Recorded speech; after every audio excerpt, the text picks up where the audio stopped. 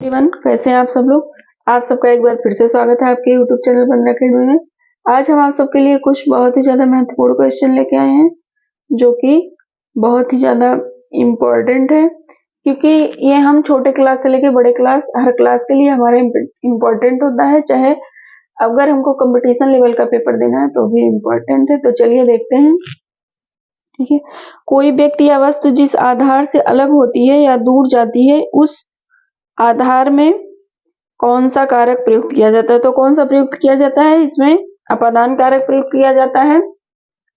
जैसे कोई व्यक्ति या वस्तु जिस आधार से किसी भी वस्तु या व्यक्ति से अलग हो रही है तो वहां अपादान कारक का प्रयोग किया जाता है। अपादान का अर्थ क्या होता है, किसी वस्तु, किसी व्यक्ति से, किसी भी चीज से, किसी भी चीज का अलग होना।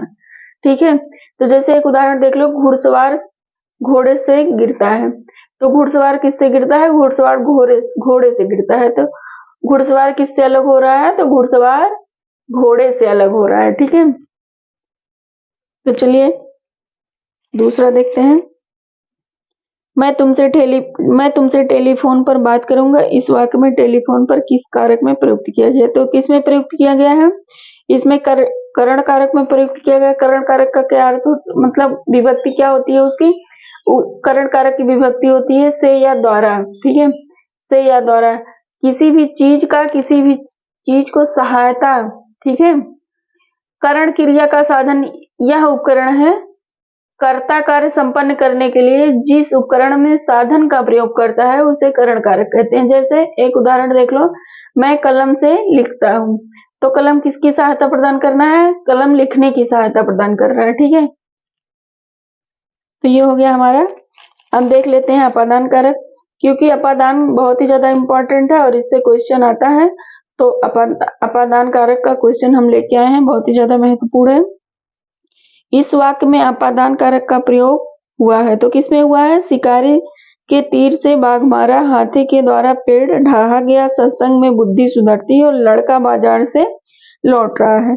तो जैसा हमने पहले भी बताया है, किसी भी वस्तु या किसी भी व्यक्ति के आधार पर अलग होने या दूर जाने से वहां अपादान कारक प्रयुक्त किया जाता है। अपादान का अर्थ ही होता है किसी वस्तु या व्यक्ति से अलग होना। ठीक है, तो लड़का किससे अलग हो रहा है, लड़का बाजार से अलग हो रहा है।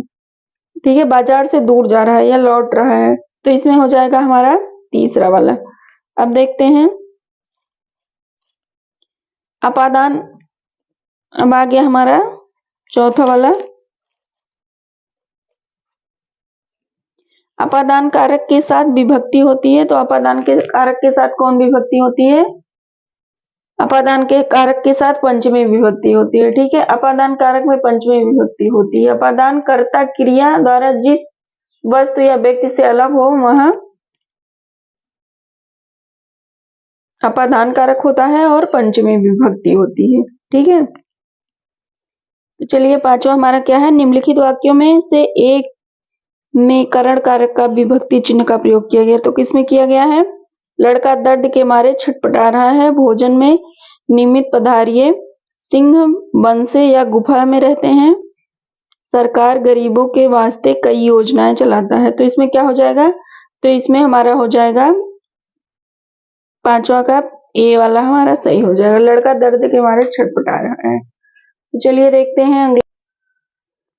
तो हमारा छठवां क्वेश्चन है, मानक हिंदी व्याकरण में कारण वह व्याकरण कोटि है जो कार्य संपादित करने वाले को सूचित देती है, संज्ञा व सर्वनाम में कार्यवाची प्रकार को बतलाती है, उद्देश्य और विधेय पदों का जोड़ती है, संज्ञा अथवा सर्वनाम पद पर क्रियापद से संबंध व्यक्त करती है। तो इसमें से हमारा कौन सा हो जाएगा, इसमें से हमारा हो जाएगा डी वाला। कौन सा सही हो जाएगा, इसमें से हमारा डी वाला सही हो जाएगा। संज्ञा अथवा सर्वनाम पद पर क्रियापद का संबंध बताती है। ठीक है, हिंदी में कारक कितने प्रकार के होते हैं, तो हिंदी में कारक 8 प्रकार के होते हैं। कितने प्रकार के होते हैं, 8 प्रकार के होते हैं। तो चलिए हमारा सातवां क्वेश्चन देखते हैं। तो चलिए सातवां क्वेश्चन देखते हैं, निम्नलिखित वाक्यों में अपादान प्रसर्ग से युक्त वाक्य है। तो क्या है, हम कान से सुनते हैं, मोहन से उठा नहीं जाता है, राम ने अपने पुत्र से नाता तोड़ दिया, रावण राम के बाण से मारा गया। तो इसमें क्या हो जाएगा, तो इसमें हमारा हो जाएगा सी, कौन सा इसमें हमारा हो जाएगा? इसमें हमारा हो जाएगा सी। जैसे हमने पहले भी बताया है, अपादान का अर्थ होता है किसी भी चीज का, किसी भी वस्तु या व्यक्ति से अलग होना। तो राम ने अपने पुत्र से नाता तोड़ा, तो राम ने किससे नाता तोड़ा? अपने पुत्र से नाता तोड़ा। किससे अलग हो रहा है? अपने पुत्र से अलग हो रहा है। ठीक है, तो इसमें हमारा हो जाएगा अपादान कारक, क्योंकि हमारे पे बहुत ही ज्यादा इंपॉर्टेंट है और ये ज्यादा पूछा जाता है। तो चलिए अगला देख। रामू घर से निकला, इस वाक्य में घर से में कौन सा कारक है? तो इसमें जैसे पता ही चल गया होगा आप लोगों को, करण कारक, अपादान कारक, कर्ता कारक, संप्रति। इसमें अपादान कारक हो रहा है। ठीक है, इसमें क्या हो रहा है? इसमें अपादान कारक हो रहा है।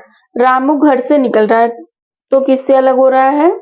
घर से अलग हो रहा है। ठीक है, तो किससे अलग हो रहा है? घर से अलग हो रहा है, इसलिए यहाँ हो जाएगा अपादान कारक। क्योंकि अपादान कारक बहुत ही ज्यादा इंपॉर्टेंट है, तो ये ज्यादा पूछा जाता है, तो इसलिए हमने इससे रिलेटेड क्वेश्चन ज्यादा लेके आए हैं। ठीक है, और ये सारे प्रीवियस ईयर के क्वेश्चन हैं, सारे प्रीवियस ईयर के क्वेश्चन हैं। अब चलिए देख लेते हैं। मैंने पत्र लिखा, वाक्य में पत्र कौन सा कारक है? कर्ता कारक है, संबंध कारक है, कर्म कारक है और करण कारक है। तो इसमें कौन सा कारक हो जाएगा? इसमें कौन सा कारक हो जाएगा? मैंने पत्र लिखा में क्या हो जाएगा? मैंने पत्र लिखा में हो जाएगा कर्म कारक। लिखना क्या है? कर्म है। ठीक है, लिखना क्या है? लिखना एक कर्म है। मैंने पत्र लिखा, इस वाक्य में कर्म कारक है। जब क्रिया के साथ क्या जोड़कर प्रश्न किया जाए और कुछ उत्तर प्राप्त हो, तो वहां कर्म कारक होता है। ठीक है, कर्म कारक का चिन्ह क्या होता है? कुछ जगहों पर, और कर्म कारक का चिन्ह कुछ जगहों पर लोभ भी होता है। ठीक है, तो चलिए अगला देखते हैं। तोता डाली पर बैठा है, इस वाक्य में कौन सा कारक है? करण कारक है, संबंध कारक है, अधिकरण कारक है, अपादान कारक। तो इसमें क्या हो जाएगा? इसमें हो जाएगा अधिकरण कारक। अधिकरण का क्या विभक्ति होती है? अधिकरण की विभक्ति होती है में और पर। ठीक है, तोता डाली पर बैठा है। ठीक है, जैसे मोहन राम के घर पे बैठा है। ठीक है, तो इसमें क्या हो जाएगा? इसमें हो जाएगा अधिकरण कारक। तोता डाली पर बैठा है, इस वाक्य में अधिकरण कारक हो जाएगा। जब किसी का आधार प्रकट हो, अधिकरण कारक का प्रयोग किया जाता है। ठीक है, और इसका क्या चिन्ह होता है? इसका चिन्ह होता है में पर होता है। तो चलिए अगला देखते हैं। तो इसमें देख लेते हैं, दशरथ के पुत्र राम ने रावण को बाण से मारा, इस वाक्य में कौन सा पद कारक बनने की सबसे कम योग्यता रखता है? तो क्या रखता है? राम, रावण, दशरथ, पुत्र। तो इसमें हमारा कौन सा सही हो जाएगा? इसमें हमारा सही हो जाएगा डी वाला सही हो जाएगा। ठीक है, डी वाला सही हो जाएगा। कौन रख रहा है सबसे कम योग्यता?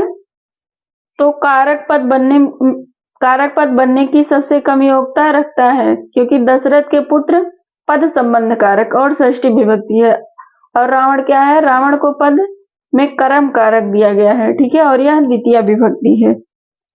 और देख लेते हैं, हम अगला देख लेते हैं।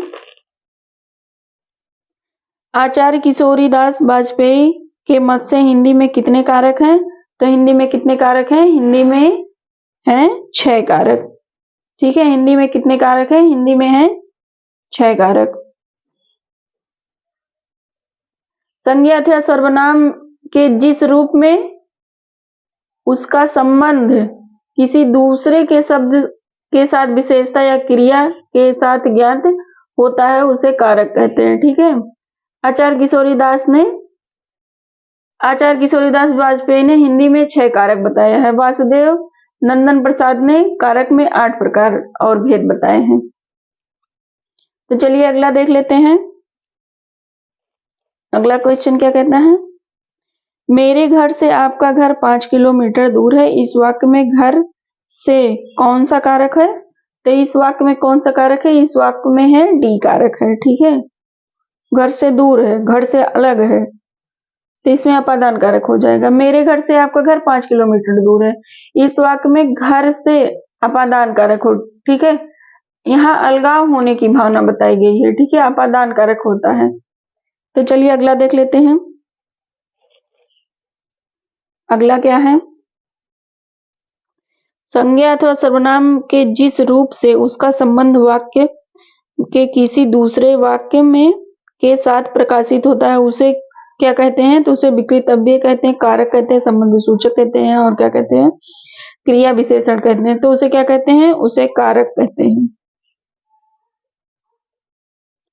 उसे क्या कहते हैं? उसे कारक कहते हैं। संज्ञा अथवा सर्वनाम में जिस रूप से उसका संबंध वाक्य के किसी दूसरे शब्द के साथ प्रकाशित होता है उसे कारक कहते हैं। ठीक है, तो चलिए अब देख लेते हैं को किस कारक की विभक्ति है, निम्नलिखित में से कौन सा सही संबंध है? संबंध, अपादान, कर्ता और कर्म। तो इसमें से क्या सही हो जाएगा? इसमें से सही हो जाएगा डी वाला। ठीक है, इसमें क्या सही हो जाएगा?